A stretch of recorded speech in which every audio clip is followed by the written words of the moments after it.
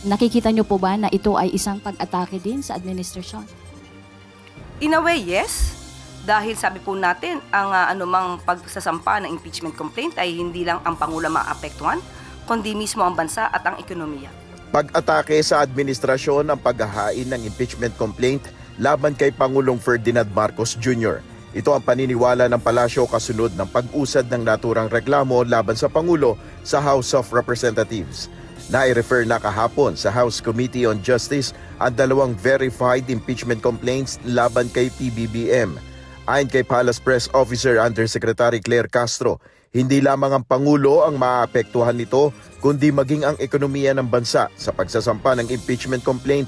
Sa kabila nito, handa ang palasyo na makipagtulungan sa Kamara. Hindi po mapapatigil ang Pangulo sa patuloy niyang pagtatrabaho para iangat ang buhay ng bawat Pilipino.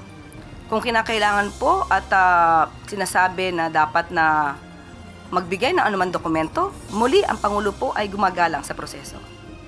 Para sa Malacanang, tama ang ginawang hakbang ng presidential son na si Ilocos Norte 1st District Representative Sandro Marcos na mag-inhibit sa impeachment proceedings laban sa kanyang ama. The act of Congressman Sandro Marcos inhibiting himself voluntarily from this issue, especially regarding the impeachment complaint filed against his own father, it is a hallmark of a statesman. It shows his character, it shows his decency, and we believe that it is the right thing to do.